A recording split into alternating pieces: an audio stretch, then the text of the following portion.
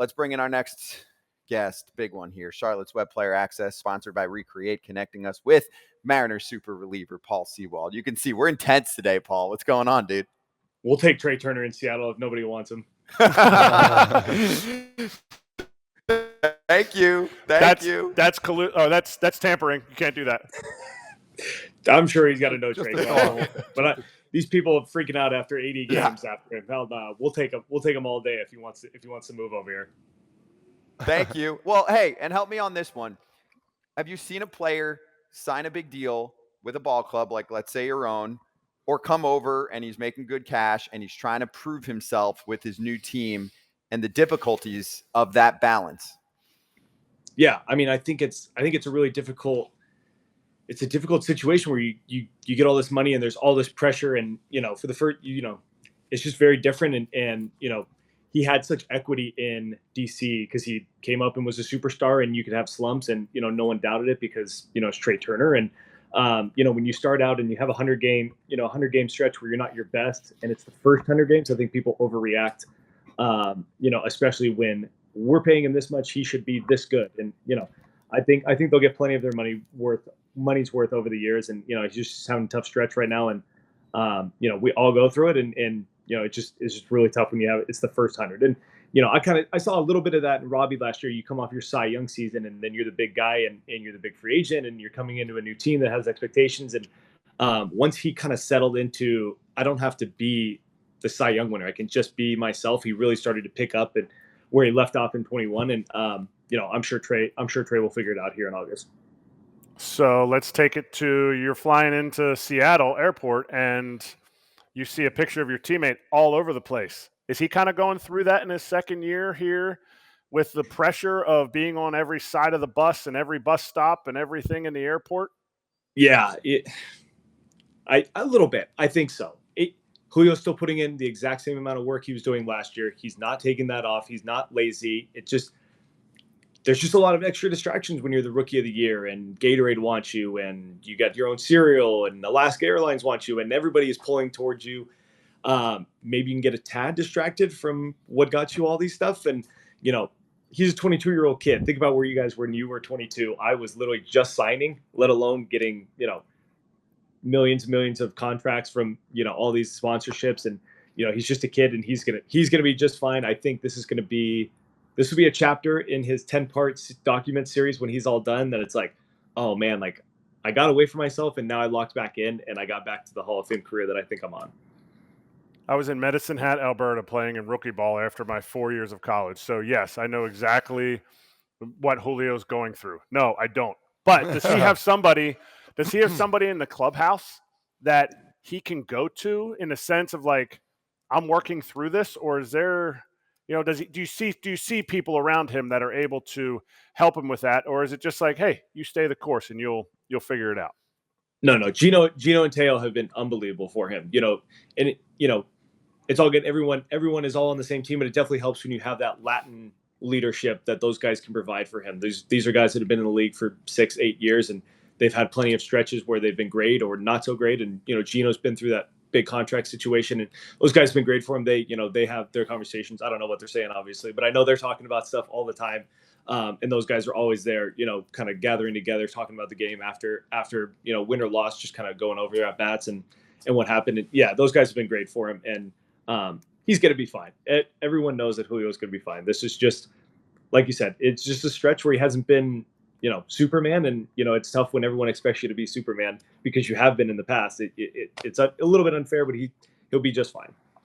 Talking about somebody to help you out a little bit, Jared Kelenic the other day, kicking his foot, breaking his foot after frustration. Is there somebody he talks to, or you guys just let that go? Is there something talked about in the clubhouse? I know he talked to you guys, but at the same time, you let your team down. Is there what's the whole situation over there after that all transformed? Nobody needs to talk to Jared about anything. He feels as bad as you can possibly feel. He knows he let the team down. It's an accident. We all wish that he could have kicked it and glanced off and nothing would have happened to his foot. And, but hopefully he's a young kid too. He's 23. He's going to have a 10-year career ahead of him. Hopefully this is a learning experience as to not put so much pressure on any single at bat. Let's just, even out our roller coaster of emotions a little bit. And he's done a better job of that this year. That's why it's really disappointing that this happened, because he's been better at that this year. Whether he's been, obviously he's had more success, but he's been better in this flattening out of the roller coaster of emotions. And just a really, really tough break, and really disappointed for him. And, you could just see it in his face. Everyone who saw that interview of him getting emotional just understood that he understood what he did, and it was a mistake. And, hopefully he learns from that. And hopefully we have some other guys on the team that understand that. All of us get frustrated. I've done plenty of, glove throwing, and I have not kicked the cooler, but I probably won't now. But we could all, learn to manage our emotions, and maybe hopefully that'll help us down the road, because, we'll take that in context. Last time you were on, Scott wasn't on here, and you really filled out the shirt we sent you, and you looked tremendous. Today, you're wearing, I'm not sure if it's, you went golfing this morning. Little Camargo Club in Cincinnati. Okay, can we all golf for free there? No, I got a little invite, and I don't know if I'm getting another invite. Great place though. Okay. But I'm really, since we're talking about shirts, I want to talk about the jerseys that they were selling in your shop in the stadium, the team that you're playing against. Yeah, look at that. That's tough. That was tough, man. I just, that was frustrating. That was really frustrating. And, got a little backlash. I got a lot of backlash from Jays fans. I don't really know why I got backlash from them. That wasn't a shot at Jays fans. They took it as so, and that's disappointing.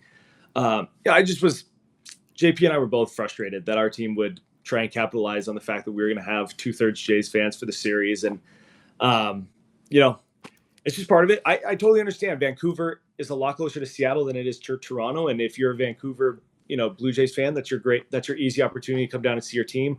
I totally understand it. I don't have a problem with that at all. There's this thing called the internet. If you really want gear, you could order it and have it sent to your house in literally no time. So you could do that. You don't have to get it from our team store. I was disappointed that we tried to capitalize on that situation. And, I felt good that they took it down, and, we kind of got back to normal and won the series, most importantly. Does that feel like not everybody's pushing in the same direction, or is it kind of one of those things where it's like it was somebody that was doing it up in the concourse that works for Aramark or whoever puts that stuff out? No, from the top down, everyone's plan is for the Seattle Mariners to be the best possible team we can be. That's not a some people going this way. That's not what it is. It's just somebody didn't think it through and try to capitalize and just did it. And, they said later that it was left over from the All-Star game stuff, which, totally understand. I didn't see any Tiger stuff and Twin stuff in the first part, so it's kind of like, I get it, but like, that was it was out of touch, I thought. And I just wanted to, express the team's frustration that, hey, we're all in this together. We are giving it everything we have. Let's make sure that, we're all on the same page. And I think we are. It was an accident that, it happens, and we got it fixed.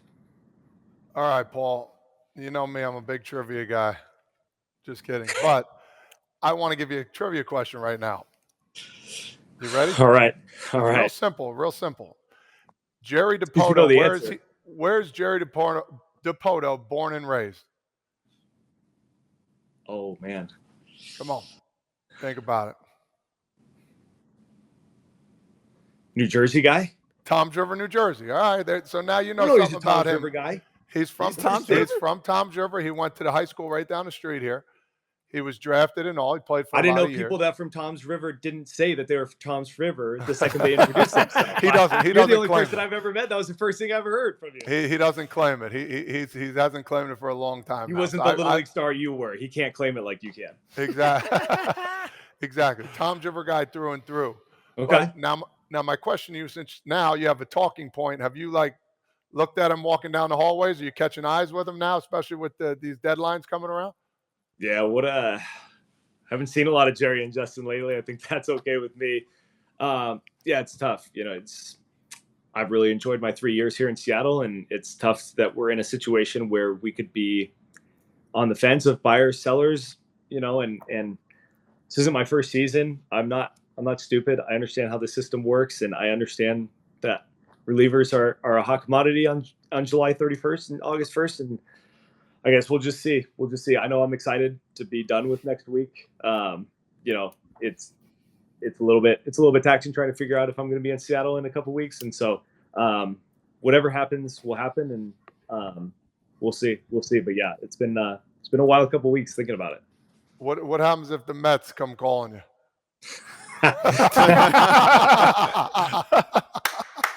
Man, That's cruel. No, I love it, bro. Hey, yeah. All right, you have to give one of these if it comes around. man. The fans will be super excited to see me if I get called back there. Well, Paul, with this ball club, what do you think is the one thing that's been a letdown or a surprise where you're like, damn, I really thought we would do this, right? Because like you look at last year's team, they made the playoffs. Sure, did I want to see a little bit more in the offseason? Yes, but they definitely made some moves, right, to improve the offense, and it just hasn't worked out so far. Yeah, it's hard to pinpoint exactly one thing.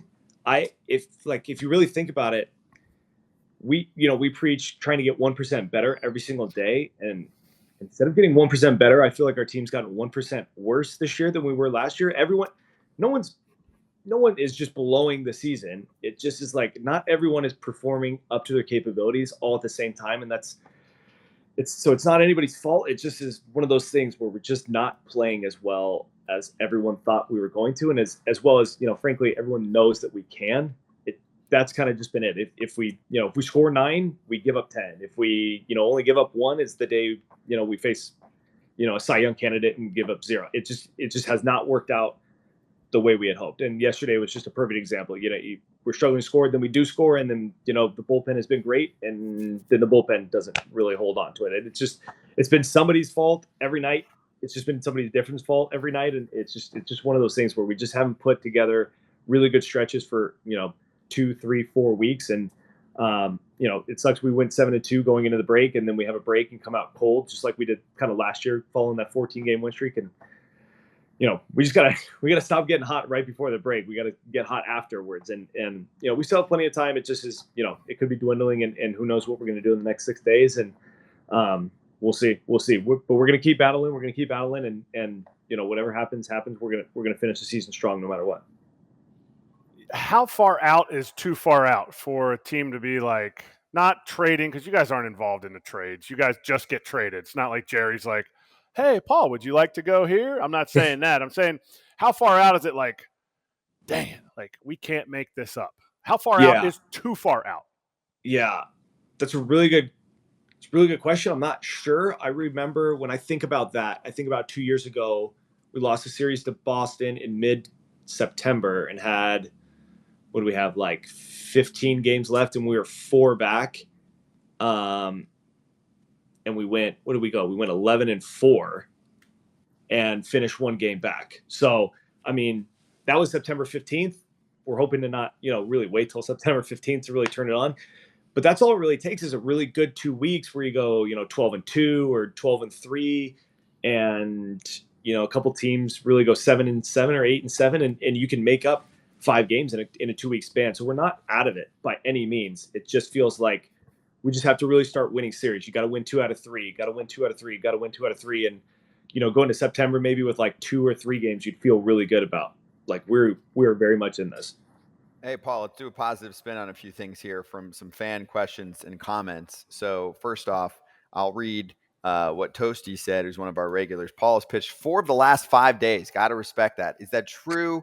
And how many days can you go until you'd probably say to the pitching staff, like, I might need one? I know it's hard for you, someone like you, to be like, yeah, I'm down today. But I mean, is this the most that you've done? Have you done 5 out of 6? I'm not sure I've done 5 out of 6. Yesterday was 5 pitches. So that will definitely help in the fact that, I'll go to the field here and try and make sure I can do everything I can to be available. 6 out of 9 has been tough.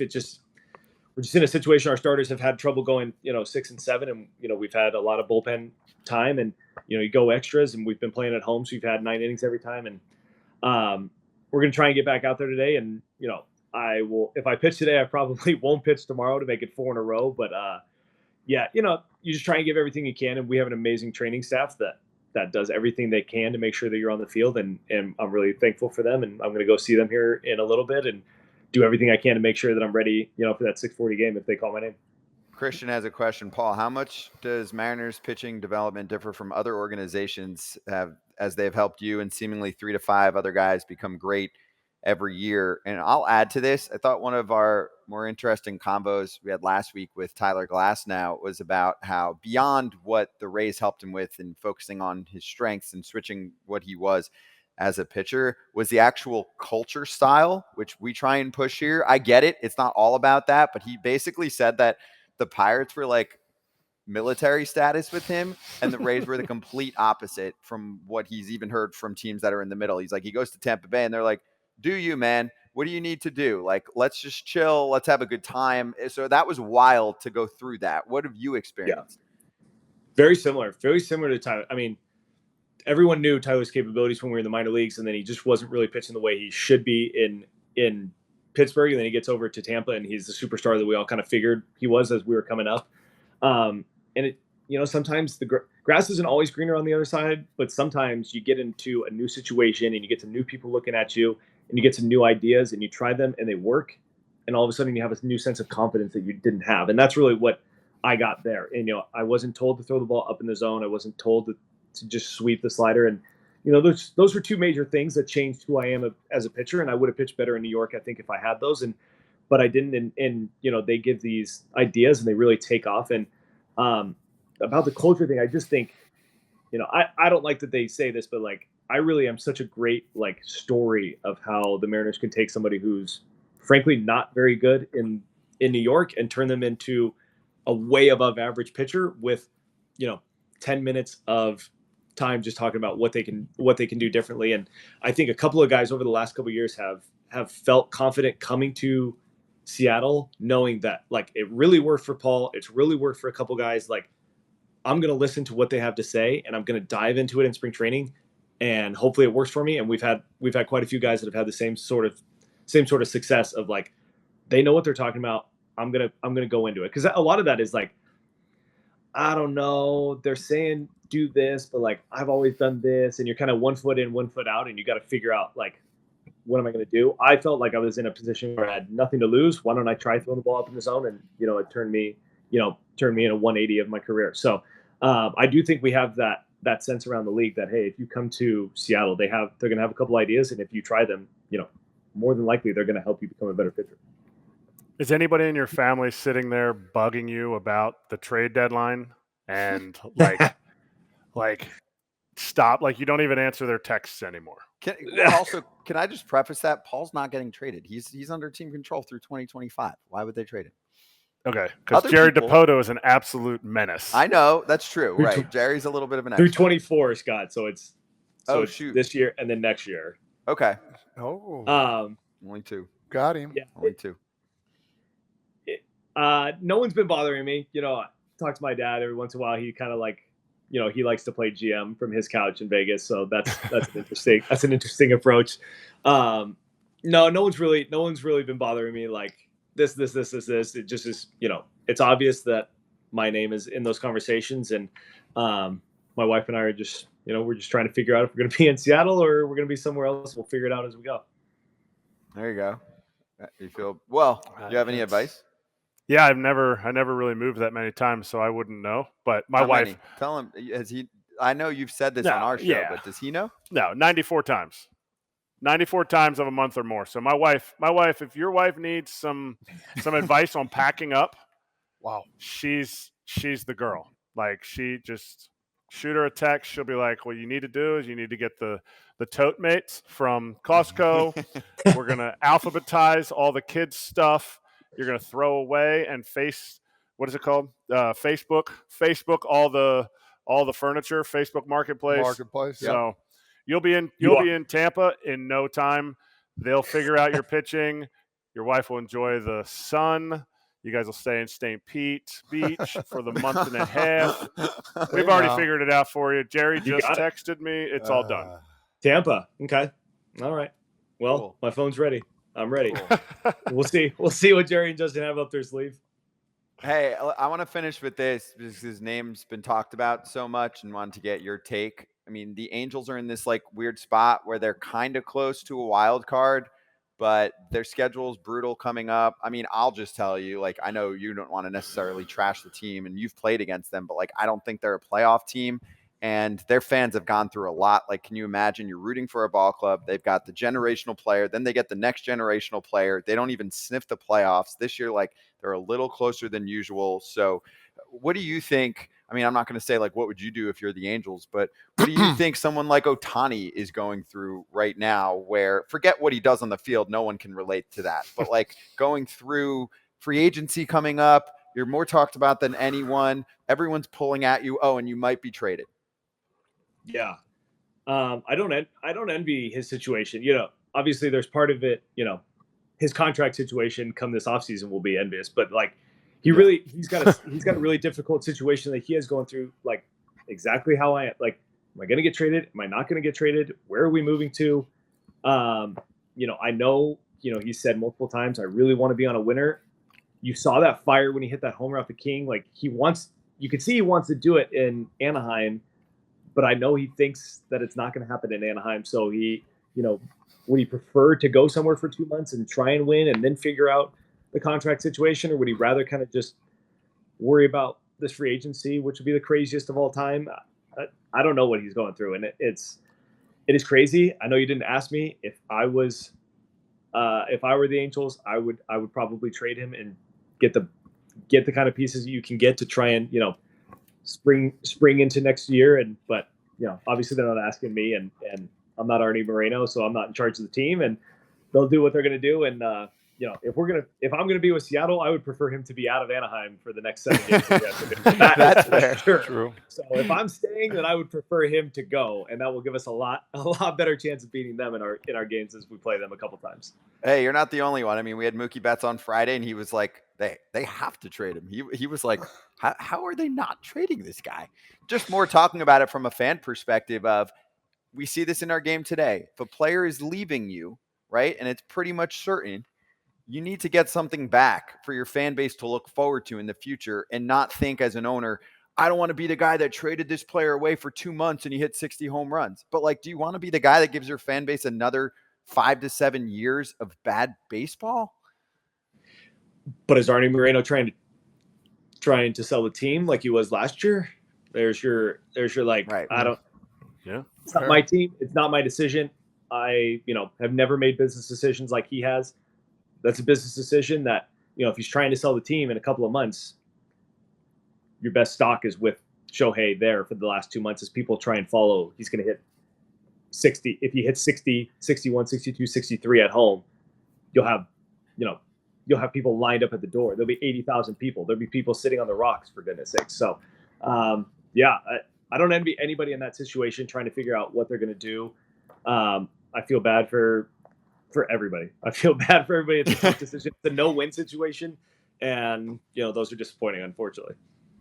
No, you're right. And also, yeah, like if you're trying to sell a team, you want to make the most money possible. You're making more money if he's still on your team for the rest of the season. So yeah, it is like a whole web of conflict going on there, which glad we get to just talk about it for fun.